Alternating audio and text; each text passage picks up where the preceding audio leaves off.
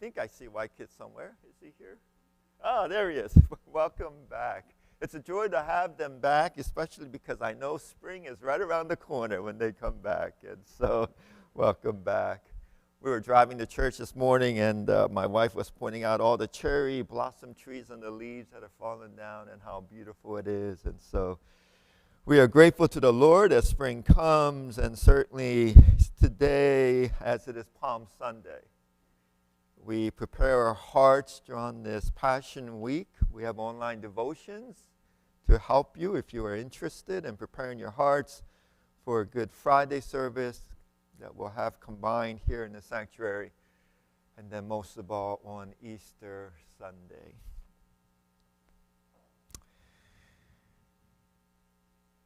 I had two meetings about 3 weeks ago that were about 10 days apart. And the meetings were close enough that I felt a lesson being taught. One afternoon, I got a text from a friend, and the text said, "Urgent, call me back immediately." And I called him back, and as soon as he answered, all I heard was this sobbing, just sobbing for about a minute. And then he says, "My son just committed suicide, and he's brokenhearted." And you hear this gut-wrenching outcry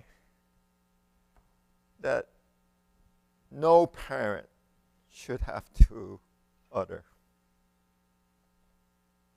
And I told him, you know what, I'm coming right over. And so I got into the car and I started driving. And the entire time I'm driving, I'm just praying away. God, be with him, comfort him. Console him in a way that only you are able. Let him know that your presence is there. And then I'm praying for myself as I'm driving. I say, God, give me words that will only comfort. Don't let me say anything stupid. Tell me when to be silent and when to speak. Don't let me be like Job's friends. For the entire hour, I'm driving and weeping. And when I got there, he opened the door and we just hugged. And I felt like we were connecting as a parent could barely imagine what would it be like to lose a child like that. And my heart broke, and we were able to bear that burden together. That soul-crushing weight of that moment.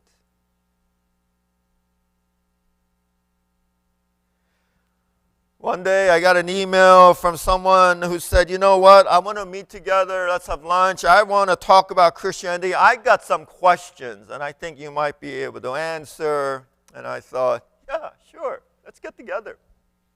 No problem.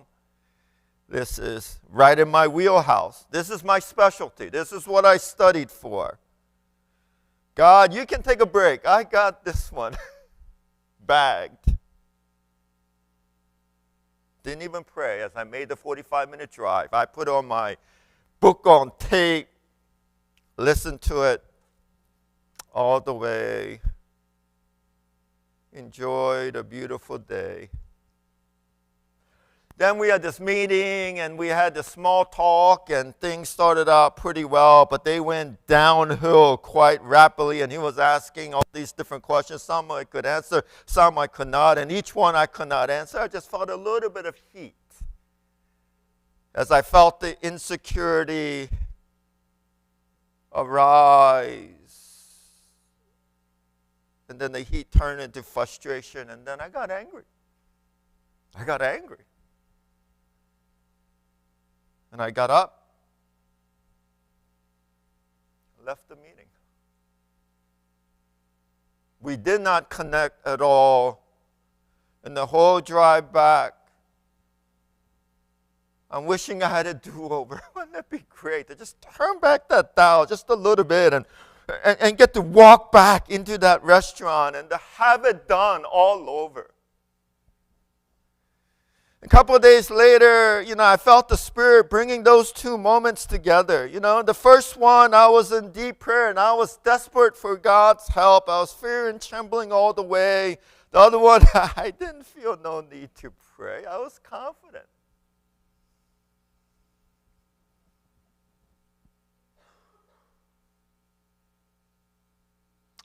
And what should have been an easy meeting turned into a mini nightmare. And what should have been a nightmare of a visitation, my brother and I caught a glimpse of heaven in one of the darkest moments. And I sat there as the Spirit brought together those two moments. And I wondered how the second meeting would have gone if I had driven with that same spirit of desperation. God, be with us. This may be my area, but unless you are present in this lunch, he's going to get a taste of my smartness perhaps, but he won't see your glory unless I pray. I wonder how that lunch would have gone.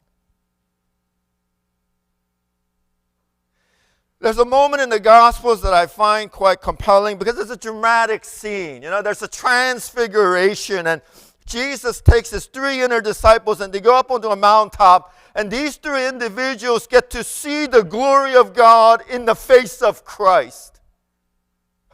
What a moment. His face shines so brilliantly, so white, that Mark says there's nothing on earth, no one could get anything that white.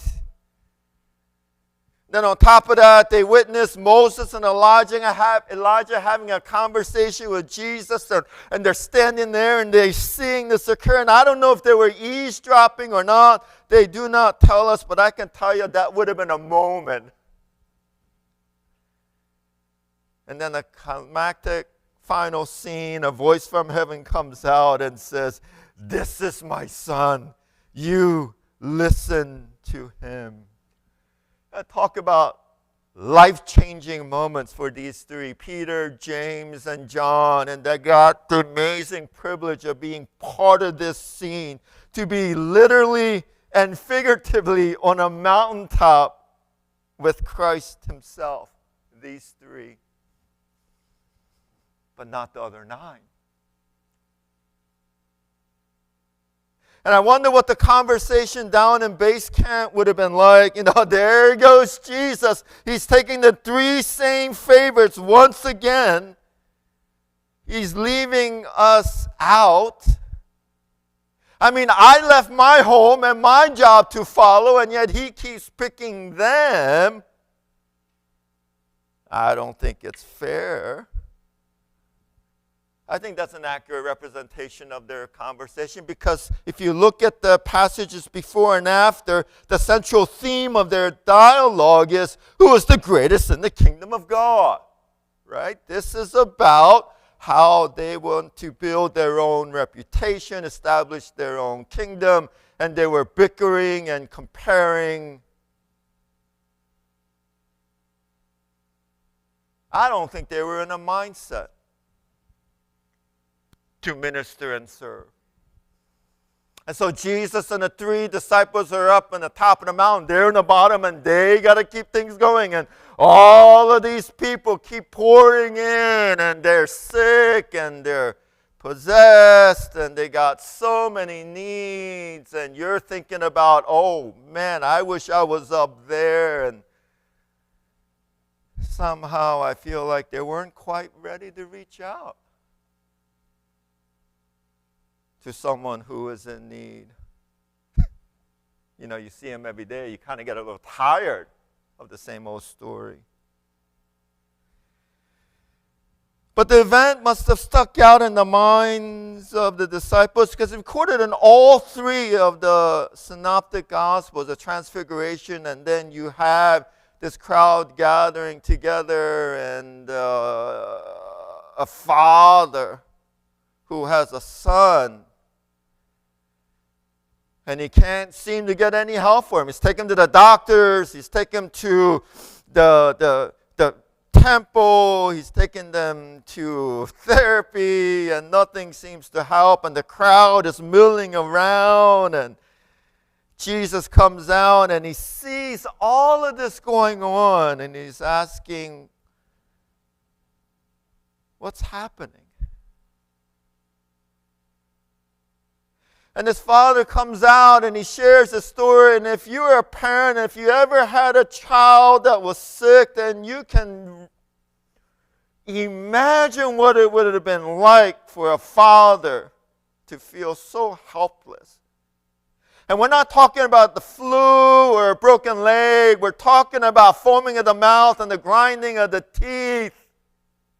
We're talking about a kid who's throwing himself in the fire and drowning himself ever since childhood.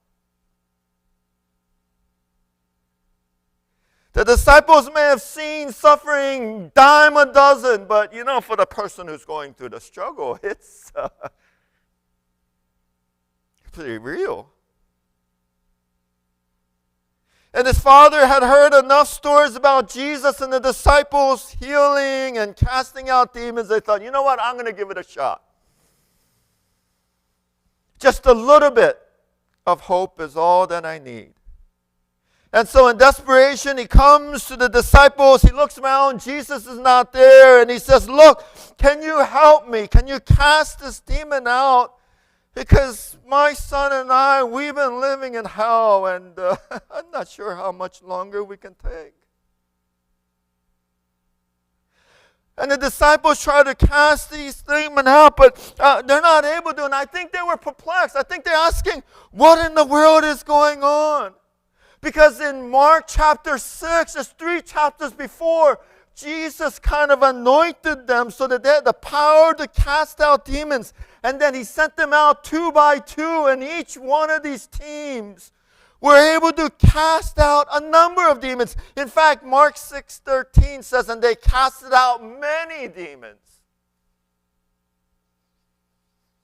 And anointed with oil many who were sick and healed them. And they came back with all of these success stories. Power to cast out demons. That can get to your head pretty quickly. But why can't they do this in Mark 9? Well, there's a little clue, because in Mark chapter 6, Jesus sends them out, but he sends them out in such a way that they can't depend on anything else but him. I don't want you to take any money. I don't want you to take a wallet. I don't want you to take possessions, no suitcase, no food.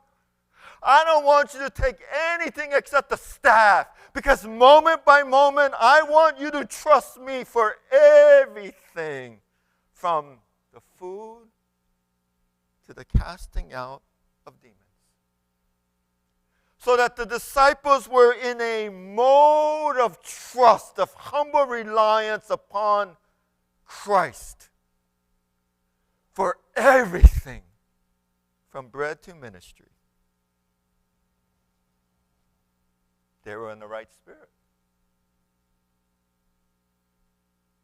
Not quite like the day this father brought his son.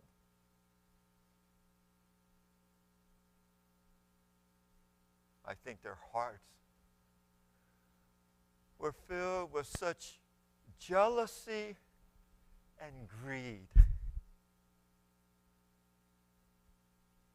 that the thought of relying upon Christ didn't even enter their mind.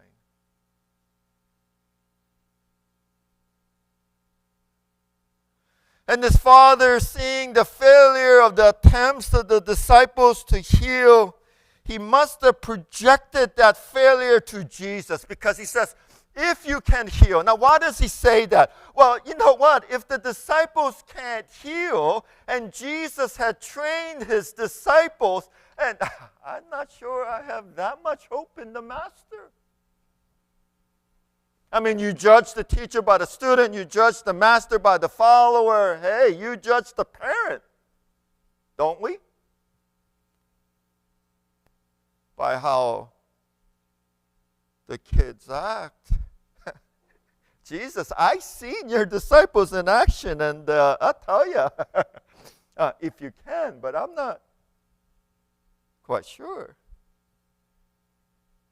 And Jesus rebukes them, if I can, just trust in all things are possible. And then the Father's response, the classic line, I do believe,